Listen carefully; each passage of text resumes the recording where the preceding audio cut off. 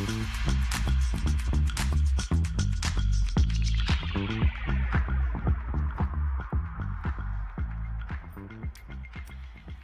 afternoon, everybody. Thank you so much for joining us for this session on cross-border collaborations. We've got an amazing panel, and I'll tell you all about them in a moment. But just to flag first, if you have any accessibility things that you need, please look at the QR code just behind me, and you can get live transcripts and things as well, so please have a look at that.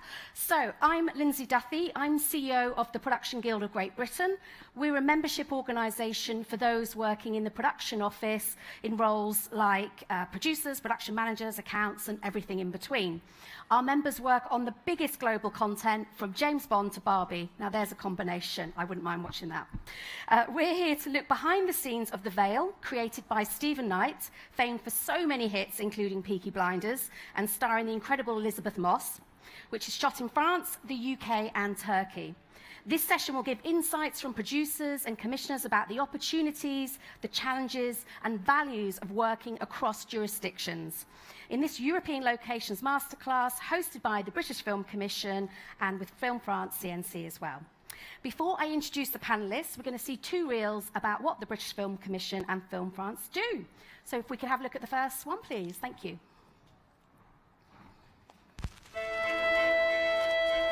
Bonjour. Bonjour.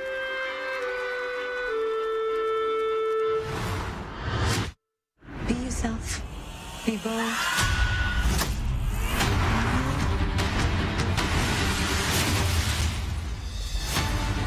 Ce que nous allons entreprendre, personne ne l'a jamais tenté.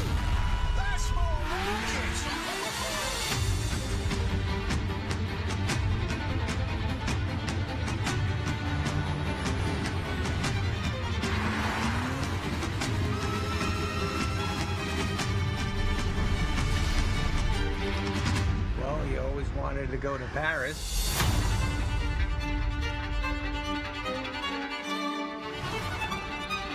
Go in as janitors and come out millionaires. Welcome to Versailles. There are 400,000 men on this beach.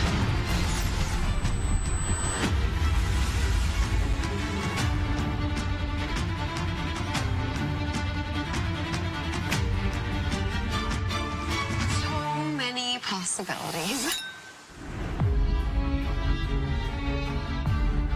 You were risking my life so you can save your pride.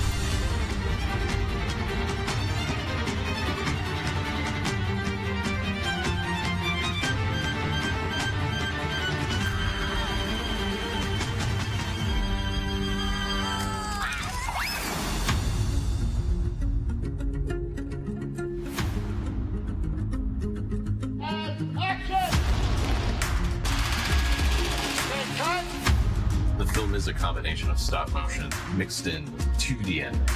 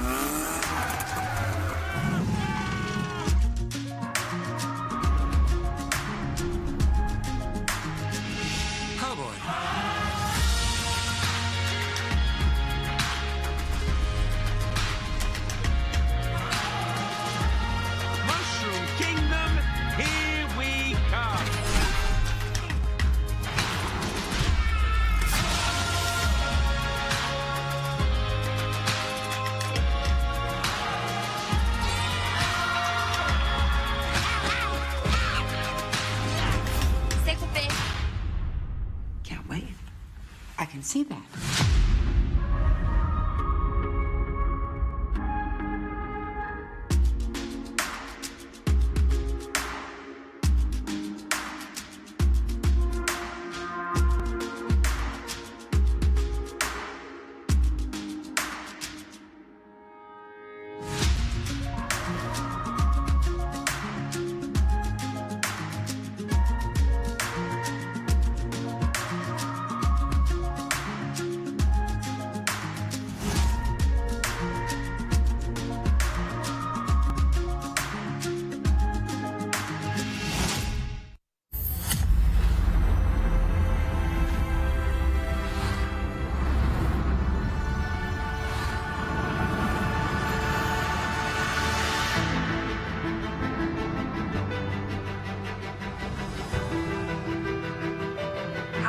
countries are in this country?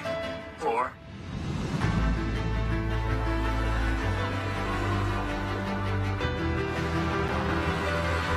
Something's coming. Oh, that's just giving me goosebumps. Finally your time now, isn't it?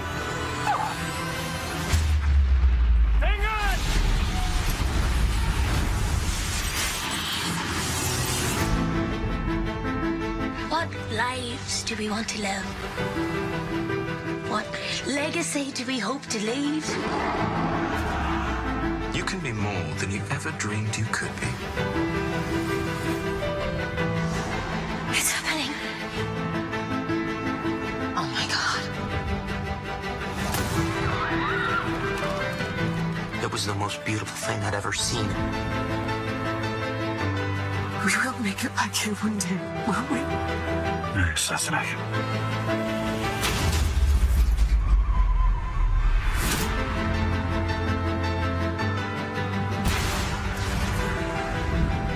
It's amazing, isn't it?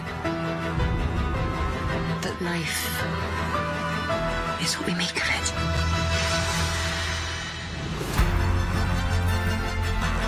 I love it.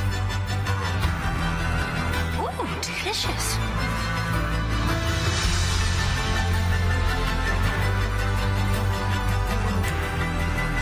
Shall we?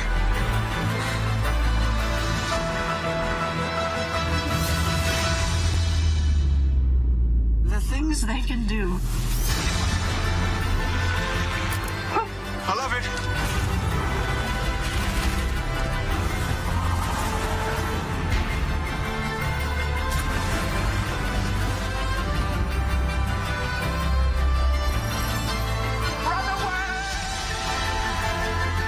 What do you want?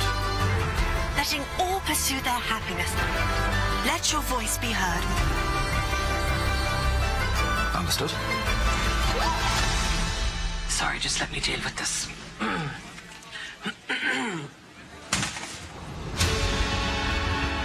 ladies, let's do this.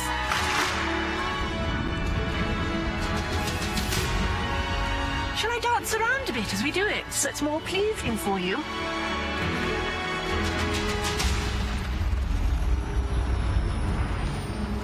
What's happening now? I don't know.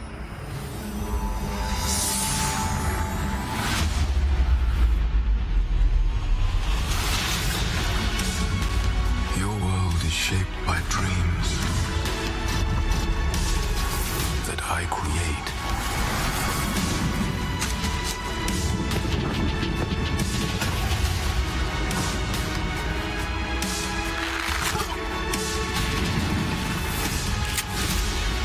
So quiet up and listen down. Nope, scratch that. Reverse it. I've come to believe it's not so much what you believe. It's how hard you believe it. Are you sure about this? Not ready. Well then, let's make it worthwhile. Thank you, fellas. That was perfect.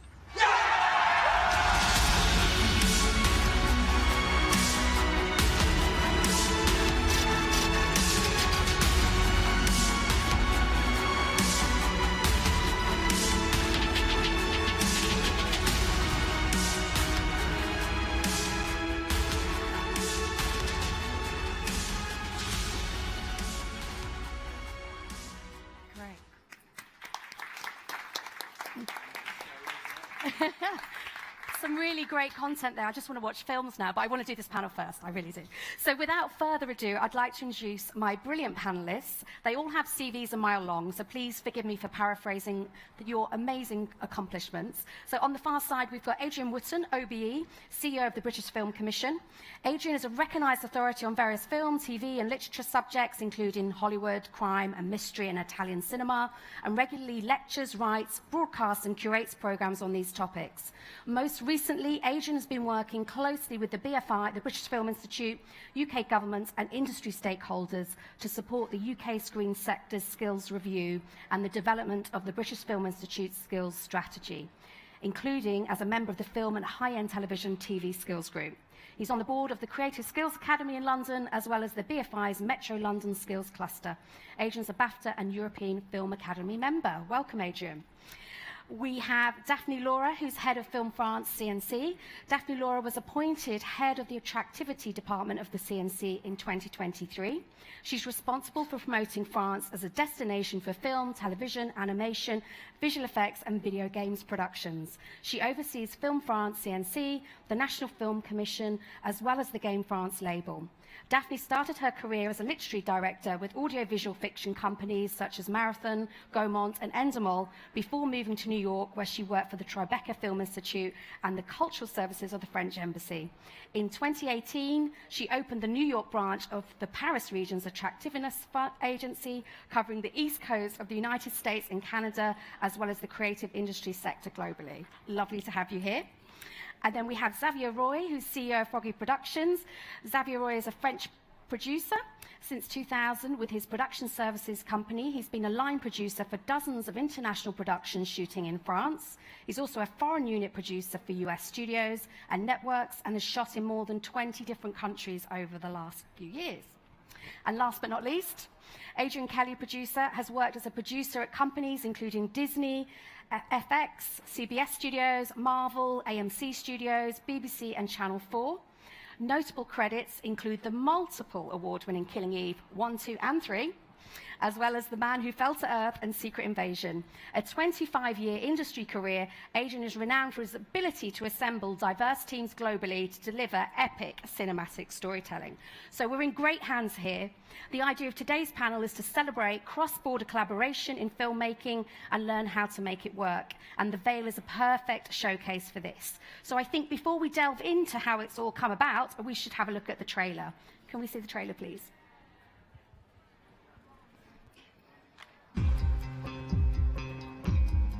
I can change into anything. Become 100 strangers. Who are you?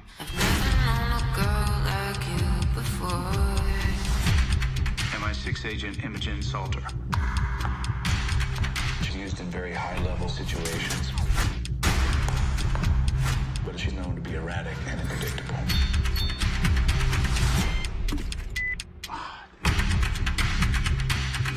Our intelligence believes there is a plan to kill 500,000 people. Your target is in a camp near the Turkish border. She's extremely intelligent and untrustworthy. It's my job to get her to tell me what she knows. Je pense que je pourrais vous aider. M'aider à quoi? À rester en vie. Run! I've played so many people in my life. I don't know where I belong anymore. We're the same, you and I. The United States of America has officially taken over this investigation. I don't work for you. Everybody works for us, sooner or later. That woman is a monster. She is not your friend. Something bigger is going on here. I can feel it. We all have to make sacrifices. If you're lying to me, you'll never get your daughter back. You chose the life that you lead now. I did not. Who said you get to decide what is good and what is evil? It's a game of truth we're playing. The lie gets closer and closer to the truth until it's no longer a lie. I could always tell the truth from lies. So, am I telling the truth? Or am I lying? I've never met a girl like you before. Wow, it looks amazing, absolutely amazing. I'm coming to you two first, without any spoilers, of course. Tell us a little bit more about the synopsis and what happens. It's not widely available everywhere yet, is it? It's on Hulu at the moment? I believe it's out in the United States already, and hope in very, very soon European viewers will have a chance to see it. It's the story of the relationship between the central two female protagonists, played by Elisabeth Moss and Yumna Marwan, and the sort of fraught relationship they have. And there is a sort of wider spy story as well, but ultimately it boils down to the real core of the drama is their relationship, and it's played out against these world events. And one of them has a secret. it's a game of lies and deception. You're on message. I love it. It's very intriguing. But ultimately, you know, I guess like Killing Eve, you know, at the core of it, you know, what we're really hoping the audiences will engage with is this relationship, you know, and you know, and this notion of secrets and lies and exploration. Sounds amazing. And Killing Eve was really disruptive, and it was great to have those female protagonist roles, which was great. So really looking forward to seeing the rest of the series. I've seen one, so now I need to see the rest. So Xavier, we'll come on to shooting in the UK and France in a moment, but what was it like filming in Turkey? I hear everything went well, but a few curveballs. Well, yeah, I was not very much in Turkey. Adrian was there for the world shoot. I was there just to visit because the thing a little bit special about this shoot is just that it's a US TV show with a British producer, English producer, and Irish. Irish. Let's not start. Yeah, I didn't know. And so when we began to work together, Adrian told me, well, the majority of it is happening actually in France. So it can probably make sense to have a French crew in part, so a crew of British and French crew members. Because just it makes sense according to the schedule, the script, the locations. It just makes sense. So I became a little bit more involved because a lot of equipment came from France and crew members. So it was really a collaboration between all these people.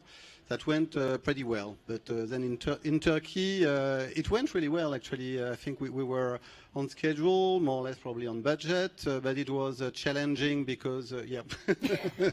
On schedule, on budget, really? Yeah, well, schedule, maybe not on budget. In France, we were on schedule and on budget, a little bit below, actually. But we were on budget. We were on budget. And but yeah, it was challenging because with the first part of the shoot happened in the mountain, very high in the mountain, and we were not sure we were going to have enough snow, and actually we had like 2 meters of snow. You had the road was like a 45 minutes drive to the main location. It was frozen, and so there've been days without being able to go on set. So it's been really challenging, but everybody was game. We were really well prepared. I think everybody was very well prepared. Yeah. So no major issue really, but of course, well, the earthquake changed a little bit the game. Earthquake, hold on a minute, an earthquake.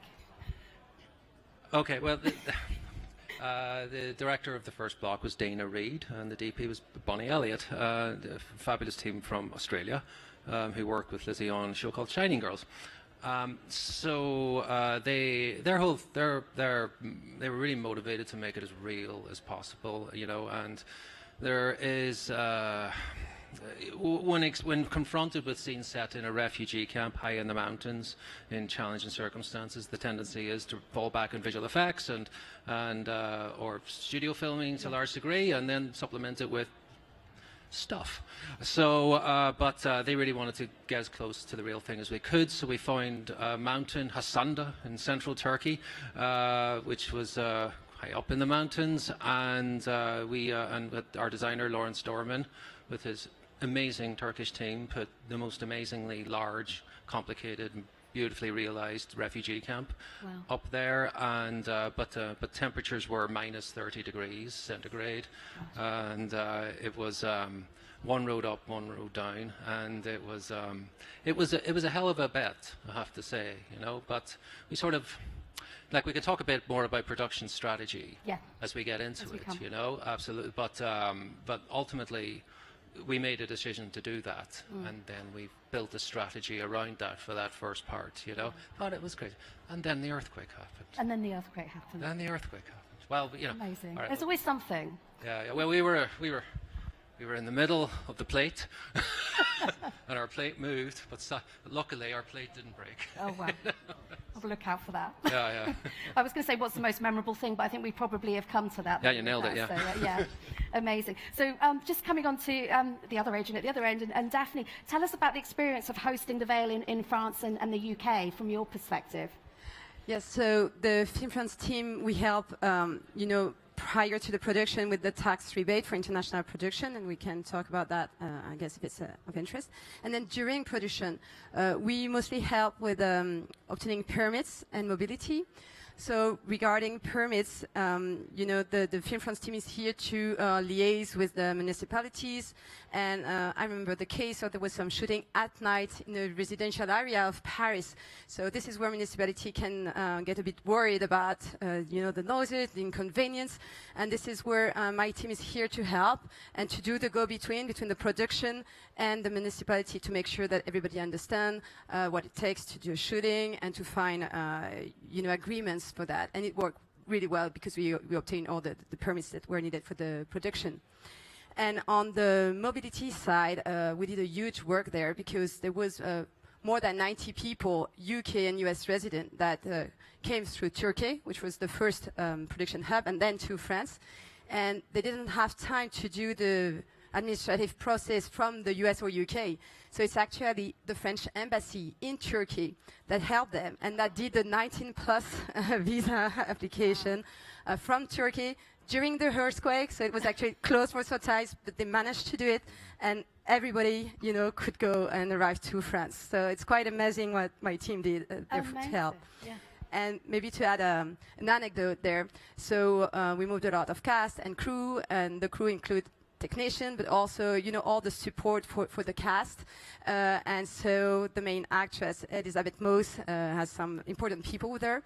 And we really helped with the visa. And when my team received a personal note from Elisabeth Moss, thanking them for all the good job they've done, I think it was our highlight from this shooting. That's great. And how early did you get involved in the production, from in sort of the development phase? How far before shooting started?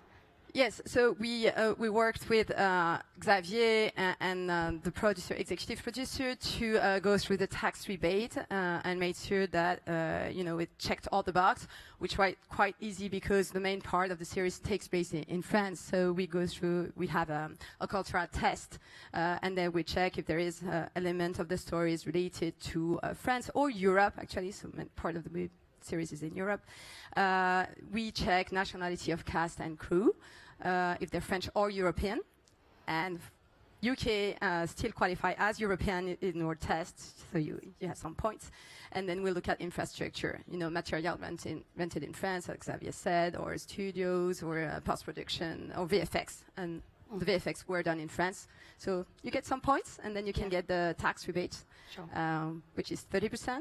And up to 40% if you do a lot of VFX, which was the case for the vase. So they got 40% on eligible expenses in France. That's good. And Adrian, from your perspective, from the British Film Commission? Well, I think actually it's true to say that Film France did the heavy lifting on this, because obviously the majority of the shooting wasn't in the UK. It was in France and in Turkey. And I mean, apart from that, I love hearing about that. You know, because it kind of gives the lie to the idea that the UK and Europe isn't collaborating together. You know, you've got mixed crews. The fact you've got both, you know, sets of tax credits being claimed. You've got a collaboration between American financiers, British scriptwriter, Irish producer, and I live in London, but yeah, based in London, and it absolutely demonstrates that cultural, creative and industrial collaborations going on. And as far as I'm aware, I mean, this is the kind of production we love, where, you know, normally we get called to give a similar advice to the kind of advice that Daphne's been talking about, but we normally get called because of problems, because of troubleshooting. We didn't have to do any troubleshooting, because I think your London and Kent shoots were relatively straightforward. That's why we were in Northamptonshire as well. Yeah. I'll not call it, but a very nice house that people might recognise from another production. Right. Yes. So I think that this production in terms of the UK ran on rails, and it's just a really great example of what. And we've been talking about this. There are other examples that are not yet released. Slow Horses, which we sort of tiny bit of in our showreel, which has been shooting in the UK and France as well. And it gives the lie to the idea that we're not working together. We might be competitors, but we are working together. And these productions absolutely exemplify that cross-border, cross-cultural collaboration. So I'm just really delighted because we love Stephen. He's a genius. You know, he's almost got, there seems to be a production of his in production almost all the time. You know, and we've got Peaky Blinders about to shoot in Birmingham, his hometown, in September. So very excited to see it. Amazing. And it's great that there's always been collaboration. Nothing has changed. It doesn't matter what the politics are. The UK's been open for business and collaboration all the way through that. But does it get competitive between film commissions? Are you like, oh, we could film that here, though. You know, we've got that landscape. How does that work between you? I mean, Daphne should comment. I mean, there was a panel that we had the other day. I think it's true to say that the big national, international film commissions, of course, we're competitive in terms of trying to get a large production to base in our countries. But once that decision has been made, once the production's decided what's best for them, it's very rarely the case. I mean, of course, it is sometimes with studio-based productions that are more or less all studio. But lots and lots of big productions with their big spy thrillers or their action movies, Mission Impossible, or, you know, they will shoot in multiple territories. And then it stops becoming about us competing, and it's about us collaborating to help the production. And so if a production's based in France but it's going to show it in the UK, then we have to help in one direction, and vice versa. And that's happening a lot. People think somehow that, everything stopped with Brexit. Actually, it hasn't. In fact, it's probably increasing rather than decreasing. And what we've been doing, and Daphne and I and Film France and the BFC have an excellent relationship, is that we're doing everything we can when those competitive decisions have been made, then to collaborate to make sure that the production has the smoothest, frictionless transition across borders that it possibly can. That example was brilliant about, getting into Turkey and how France facilitated that American financed British-French production. So that's a really terrific example of that kind of collaboration. Yeah, no, I absolutely agree. Sometimes, there is no competition when the story is written for a specific country, and I mean, there's only one Eiffel Tower or one Big Ben, and so no question for that. And so competition happens when there is a huge production and that it is looking to Europe but doesn't know where. Then, as Adrian said, once it's settled somewhere, the idea is to collaborate, because if everything goes smoothly, we all benefit from that. But if something goes wrong in one of the countries, it will be Europe that can look bad. So it's important for us to collaborate together. And we all want the same result, the best possible output on screen. Absolutely, and the amount of money that these productions are spending is incredibly important to our economies, to the jobs that are created, and it's in all our interest to build that pie, to build that market, to provide those opportunities. It's a creative opportunity, and also, I mean, I'm fond of saying this, is that filmmakers don't care about bureaucracy and borders. They just want those to go away. You just want to be able to get the job done, and our job is to actually break as many of those barriers down so that the production gets facilitated, it spends its money in the different territories, and everyone goes away happy and hopefully wants to come back again. Yeah, no, makes complete sense. Coming back to our producers, how do you choose, though, which jurisdiction, which location? How do you go about making those decisions? Well, the very, very obvious thing to say, of course, it starts with the story and the script, but yes, it does. However, it also starts with your strategy. I always, well, the first things I think about whenever I start a show is who's making it, who's my boss, what suits them, how can I help them, how can I do what Adrian's doing and Daphne's doing, but for them, and what type of production strategy suits how they work, right? That's number one. And then number two, and then you think about, okay, because sometimes it may not make sense to shoot it in the most obvious place because that person will do their best work there. Second thing is in television series, I've done a few films, not enough to have an opinion on it, but in television series, the schedule is king.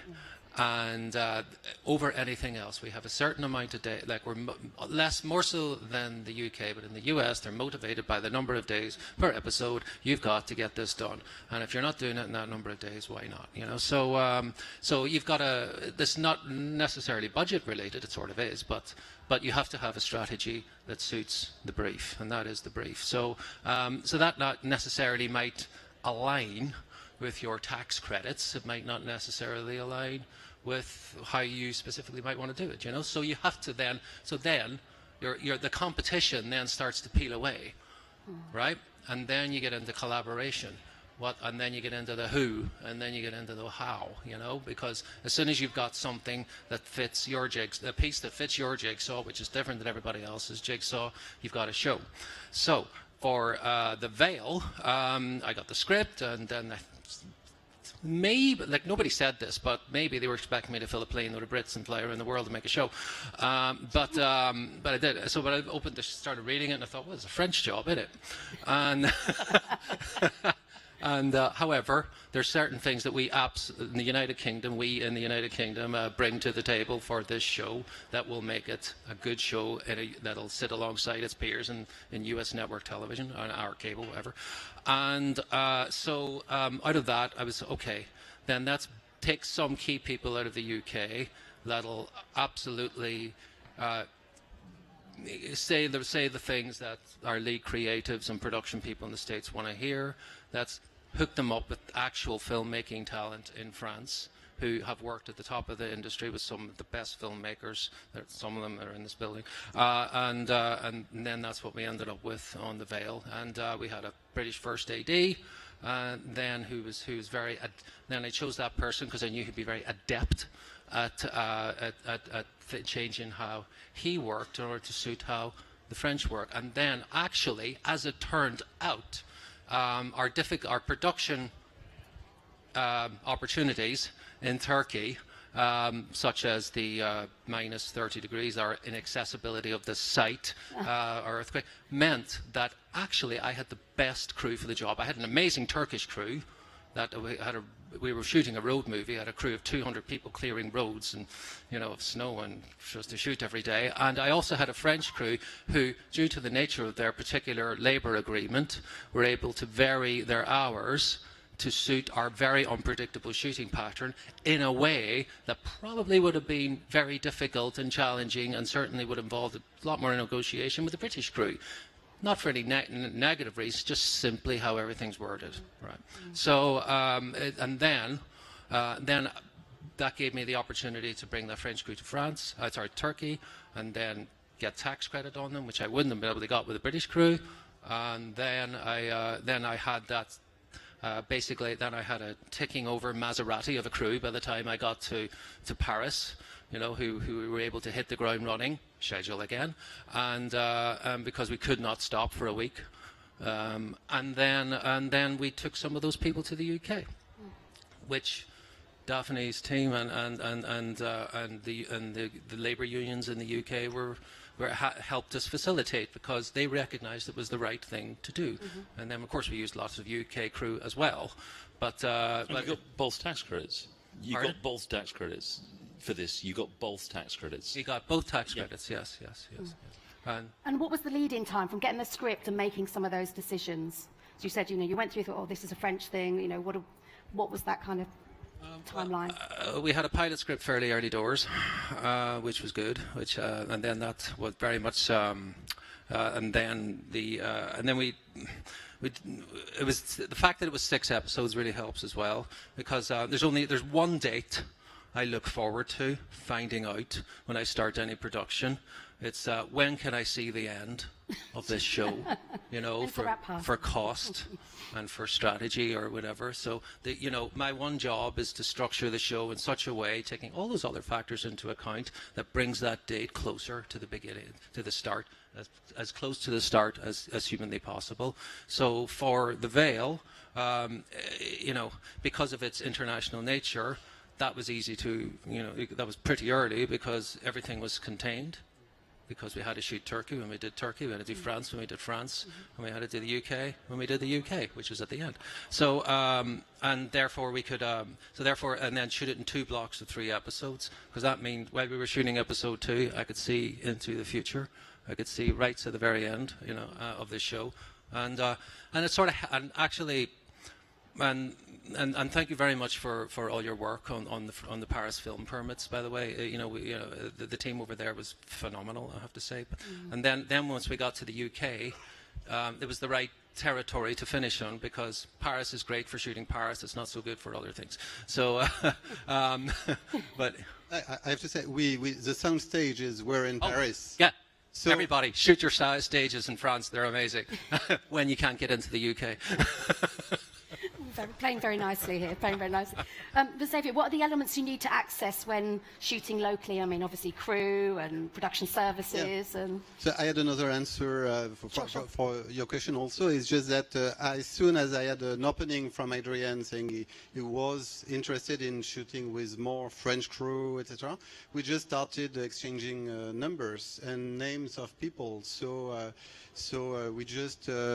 we sent numbers. How much is it going to cost to send a French crew in Turkey? And he compared with his numbers and with the skills of the people we suggested, and that's how the crew was made. Including also the feedback from director and DPs. Well, a few foreign heads of departments. Yeah, the whole thing, more so than anything else, this was a skills motivating crewing exercise. This wasn't a deep dive into people's credits, you know, and so that was a bit of a refreshing change, you know, from what we're used to. And that's the feedback we got also from the British crew members, that they really enjoyed. Everybody really enjoyed working together, I think, and I got a lot of. Thank you or really congrats from the British crew members. They were really, really happy to have been part of this Franco-British cross-cultural collaboration. Yeah, exactly. Nicely done, nicely done. So the other Adrien and Daphne, could you name sort of the elements and things that filmmakers need to consider when bringing their projects to your jurisdictions, or international collaborations? What should they be thinking about? Some of the kind of thoughts there. Well, I think Adrien and Xavier have touched on that. I mean, Daphne answered for France, but I mean, I think from a British Film Commission point of view, we do the things that film and television commissions do, which is about talking as early as possible to the production about cast, about fiscal incentives and locations, and our job isn't to tell a film or television company where to shoot. It's but to give them options of where to shoot, and then to give them solutions to potential problems that they have. So we might start out talking about the fiscal incentives. They might ask us about crew availability in particular regions of the UK. They'll say, well, we haven't quite decided. So we will talk to our friends in Scotland, Wales, Northern Ireland and England and give them options of locations and studio space, because we've been developing a lot of infrastructure. The BFC supported a whole we've doubled our studio space in the UK over the last couple of years, and not just in London, the South East, but in the nations and the regions. So we'll give those options to the film or television production, and then we'll listen to them in terms of what the gaps are, what they, I mean, somebody like Adrian's been making, television stuff in the UK, with the UK, out of the UK for a long time. So there's an awful lot of experience built up there, and there's a lot of things he doesn't need us for. But then there'll be lots and lots of new productions that are considering coming into Europe and considering coming into the UK, and they haven't had that experience. They don't understand the tax credit. Our tax credits have just been changed and enhanced. We're just briefing people about those now, including our new independent film tax credit. They don't know what the crewing agreements or the union agreements, which are are different, actually a lot less complex than, say, in the US in terms of the actual employment agreements. As you know, Lindsay, because the Production Guild is obviously heavily involved in all that, so we try and be a one-stop shop insofar as the fact we try and answer the questions that practically the production wants asking, and we like to think that there isn't a question we can't get an answer for, even if we don't have it. And then we'll put them in touch with anybody that we think they need to be put in touch with. And then, as Daphne's just been given fantastic examples, will then be the troubleshooting, and people tend to come to us if they've got problems on the ground, and we talk to our friends in Wales, Scotland, Northern Ireland to help them solve those problems, or they've got political problems with we have to talk to the government because of visas or customs and excise, and we will be that intermediary between them and government departments to sort those problems out. So it's that kind of whole basket of very, very practical services that what the British Film Commission and what other film commissions do in order to facilitate that production, not tell them what to do or tell them where to go. We never do that, but just to give them the best options of what they can do and where they can do it most cost effectively, because also around the rest of the UK, apart from our tax credits, there are now regional and national incentives that supplement the tax credits in Scotland and Wales and Northern Ireland too. So that's what we try and do. No, I think that's great. And it's obviously the very high level stuff, planning, but also things about lead-in times. If you want to close a train station, you're not going to be able to do that in a week. You know, you're going to need a certain amount of time. So I guess some of those very practical things. Daphne? Yes, well, I think Adrienne explained it very well, because we're doing the same job, so we're offering the same free services to production. And I was going to say also is to call us as early as possible, because in my team we can go through the tax rebate, because sometimes people are like, oh, but it needs to be absolutely everything in France, and that's not the case. So we are really here to help them understand that they can, shoot in France, and that the day they file the application is actually the day where eligible expenditures start being taken into account. So it's important to come early and not too late, because if you start spending, then you won't, take that into account. And then, of course, for visa permits, the earlier we know their situation and where they need help, the more we can help them.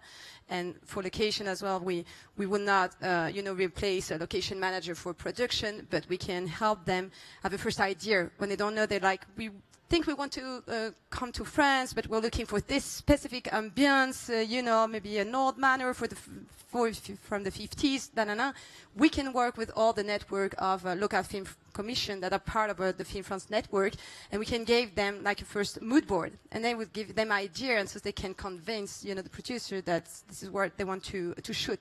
So that's the kind of things we do for them, and then guide them on anything they might need about, sustainability, what we're doing in France, which is becoming really important for equality as well. So advise them and guide them. That's great. Yes, sorry. Yeah, the important thing about Film France, because we've been working with Film France for a very long time now, from the beginning, is that you're very helpful for whenever we need something from an administration, for instance, when we have a problem.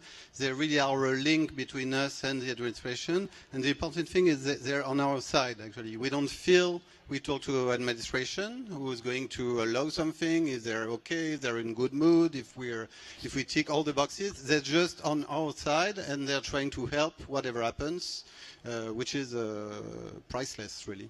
Mm. And is there anything you think that film commissions could do even more so to accommodate filmmakers? Is there anything that now's your chance, we've got two here, you can tell them? Well, sometimes it just... I think they're really doing their best. The tax rebate we have in France is pretty well done, pretty easy. I think it's easier than the tax rebate we have for domestic productions. It's been really tailor-made for international productions. It's getting better and better, more or less. No, I think we have problems with some other administrations, with locations, etc. So we are pretty lucky to have somebody who is on our side.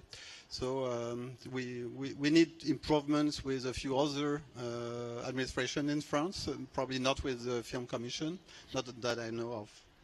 Yes, it's true that part of our job when we are talking about location, that could be private location, a museum or institution, we're here also to help them understand what is shooting, and there can be different types of shooting, a blockbuster, an independent movie, or short movie, and then they need to adapt also, the prices related to that. So we are here also to help with that, and it's best when they have a person dedicated to filming. That's not always the case, but this is where my team job is really important in making this discussion and the go-between between production and locations. That makes sense. Yeah. So, I'm sorry, just one thing, but the example Daphne was talking about earlier, realizing that a lot of British people were coming to Turkey to shoot something, and then France, and they really needed visa.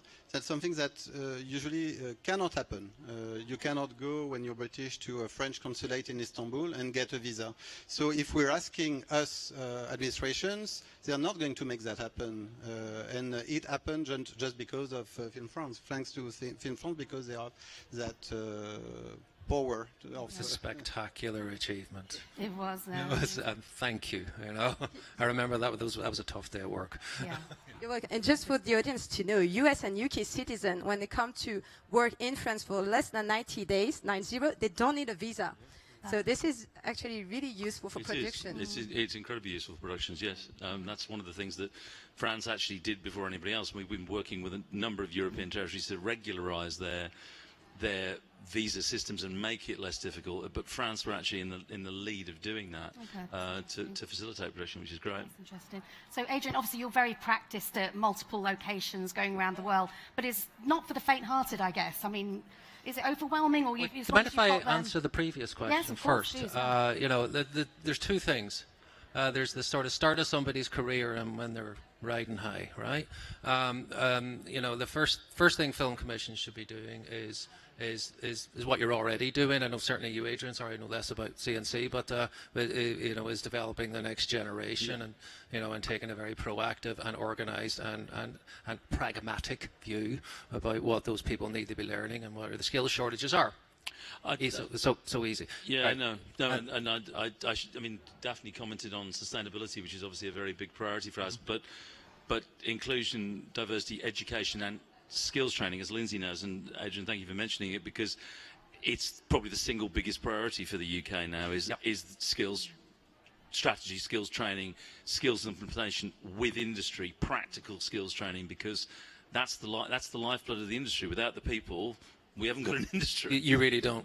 And the flip side to that is when people is finding better ways, and probably more France and UK, but finding better ways when people have achieved, you know, a career in the industry, have sufficient credits on their to market those people for incoming productions that come to the production guild. That don't know. Sorry, a little segue out there. It's easy to find producers. VFX supervisors. No, it's true. Tough, you know, who are our best people. Whereas, you know, pitching those people and supporting them and getting them into the right, not just leaving it to agents and the like as well, because, you know, just because that's where we really had to work hard in France, is getting the people that had sufficient, you know, experience and the breadth of knowledge and the skill set in order to do a show like The Veil. You know, we got there. You know, definitely. That's interesting to hear. Yeah. Okay. That's good to hear. Right. And I'm just saying, you know, so working across multiple territories, you've done it a lot of times, but does it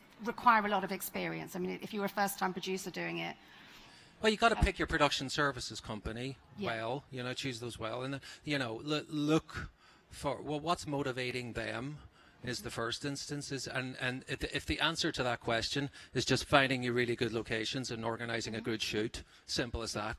You know, no other anything else. So, you know, you don't make deep dives and production incentives or whatever. You know, you do need that. That's work's done already, right? You're sitting down to make it now, and just stay focused on the job at hand, and then critically evaluate. And production services producers who critically evaluate the information that's been put in front of them to sort of help you achieve the best out of their territory, because they know most about it, you know, and so that's you know, that and then the second thing is when you start off is having a production strategy.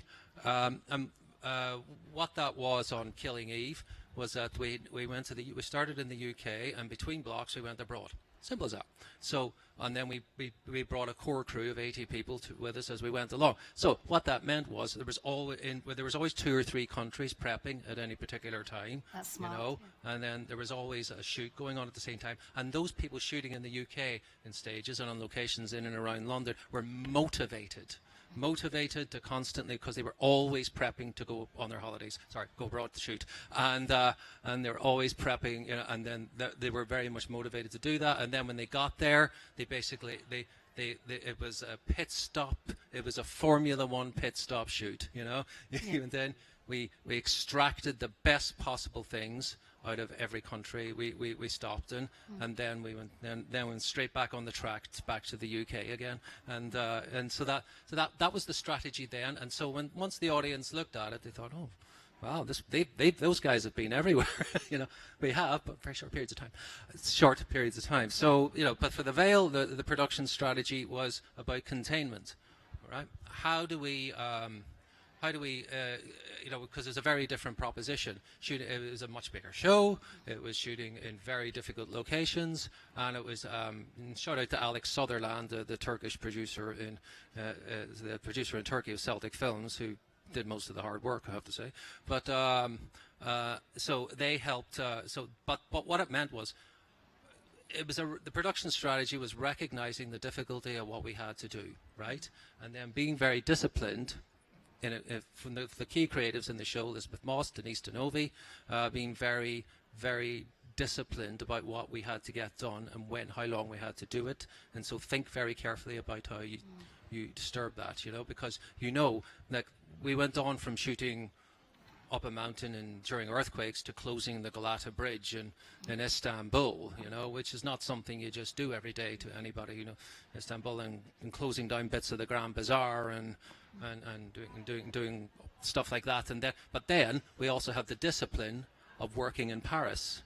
The discipline of working in Paris, you have to, if you show weakness, in your approach, your strategy, you will lose your permit.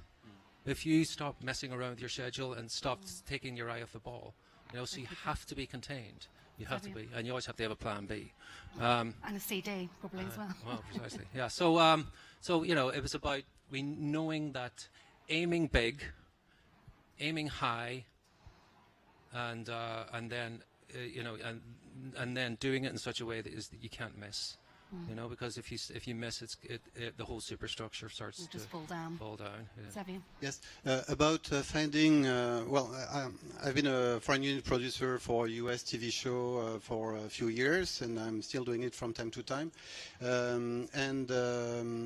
So I had to find production services abroad, and so it's sometimes a little bit difficult. It depends on your budget. It depends on what you do. So finding the right production services company that's not going to be too expensive or too cheap is actually pretty difficult, and sometimes you make mistakes. But over the years, I've met service producers in a lot of different countries with whom it worked really, really well, and so we kind of built a network of people we can call and we can work together when something comes up. So actually we had the idea a couple of years ago to create a network to help people to go from country to country and advise. So it's a new thing that's called ground control, and that we hope it can be a way for people, for producers to find reliable production companies all over the world and have a little bit more trust from the beginning. That's really good advice. I have to say, before the B word, you know, before the UK broke from the EU, you know, and actually to this day, I know, with all due respect, I see Europe as a territory. You know, that's a place to shoot. And I see Asia as a place to shoot, and I see Africa as a place to shoot, you know, and it doesn't really matter to me who's, you know, finding, you know, if I'm opening up a locations book in front of my US studio collaborators, you know, I'm opening up. It's a blank page, you know. You got to be able. You have to be able. You cannot be contained. And then, if they want to put limitations, it's limitations they're putting on themselves, you know. So, but Europe has to be available. Has to be available as one territory. or else, you know, if I'm running around Manchester trying to double it for Lyon, I'm in trouble. I really am. You know. Did you want to come back on that? Yeah, I'm sure Manchester can double for Liam, but no. That's a good New York, I think. Isn't it? Is it Manchester or Liverpool? But no, I think, of course, I completely agree with Adrian. We were talking about this yesterday, a whole range of commissions from France and Germany and Ireland and Hungary and Spain. And I think we all agree that and it's actually why the British Film Commission has spent most of the last 18 months doing more collaboration, more cooperation, signing multiple partnership agreements, which have led to other countries other than France changing their visa rules and amending their tax credits so that they become, you know, that's Austria and Norway and other countries have amended their tax credits so they are complementary and regularised. France had already done that, so our tax credits are complementary. But I absolutely agree. I think we talked about that yesterday, and I think all of us believe that it's whilst we are competitors, it's in our interests to ensure that there's as much frictionless interaction as possible, because huge television shows, huge films will want to cover the whole landscape, and it's also absurd. I mean, you know, there are things that, you know, we do double for the US actually quite a lot, and Glasgow does. Absolutely. You know, I mean, successfully, very successfully, we can double for US cities in a number of places in the UK. Liverpool and Glasgow, two fine examples, but we don't do tundra very well. Yeah. We don't do, you know, we don't do tundra. We don't do desert very well. We don't. There's a number of things we don't do very well, and it's like Daphne said earlier, is that it's a bit absurd for us to pretend that we can, you know, rebuild the Eiffel Tower. You know, so there has to be that kind of collaboration and cooperation, and I'm really heartened because I think all of us in the film commissions world and across Europe, we believe in that. We, you know, say we'll try desperately to get the majority of the work in our particular territory, but once that you've made your decision where you're going to go, and you tell us where you're going to go, it's our job to help you get there. And we want that cross-border traffic across Europe because we're also competing with Saudi Arabia or, you know, other countries, and we want that work to be in Europe. Frankly, not anywhere else. We've literally got 1 or 2 minutes left, so just really, I mean, that was a lovely kind of outro you gave us, but last kind of piece of advice, really. I guess you're going to say get your strategy right from the start, but yeah, your closing kind of thoughts if I'm about to embark on a cross-collaboration, a big epic script like you've just had with The Veil. What's your one piece of advice? Just make sure whatever options you're looking at are in line with whatever the key creatives, you know, way of doing things is. Just look at how they make films, and, you know, they just, and listen very, very, very carefully to the people that are making your show, and they will tell you where they want to shoot, and then it might not be and then deliver. It might not be in the specific country that they think it is, right? It might be Lyon and Manchester, you know, but just always listen very carefully, because when your creatives are coming in, they don't know your country, they're really relying on you, and take that responsibility very seriously. Good advice. Xavier? Like he said, perfect. Listen. Daphne? Well, I would say come to us and talk to us. You have people here that are literally here to help you. So everything that we do is for the production, it's free services, and we are really here to help production find trusted partners like, you know, Xavier, and so we can advise on the best people to work with. So I would say, first thing, if you have a project, contact us, and then put you in contact with the right partners. Fantastic. Adrian, one last word? Well, yeah, I mean, I've said it about collaboration and Europe, and I've mentioned what the BSC does. It's the same thing, really. If you are thinking about the UK, come and talk to us, and we'll, you know, as the showreel said, we'll talk to you about the studios, the fiscal incentives. We'll talk to you about the help that you can get from the Production Guild. We'll talk to you about the unions. We'll talk to you about any of those things. And if you decided you're going to shoot in the UK, we'll also put you in touch with Film France, and we'll put you in touch with, we'll do that. Talk to each other because we do consult each other a lot, because and that's what I'm really excited about. And I think the future for Europe in that context, and the UK working with our European friends and colleagues, is very bright, and you know, and we've done more to incentivise our tax credits as well. So we're feeling pretty optimistic, I think, about the future in production. Great. Well, that's a lovely positive note. So The Veil is coming to a channel near you soon, so please all look out for that. But a massive, massive round of applause for an amazing panel. Thank you so much. Well done. Thank you.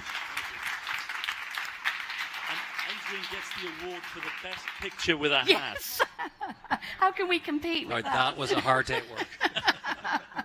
Oh, brilliant. Thank you, everyone. Well done. That was excellent. Really good. Thank you, Lindsay. Thank you.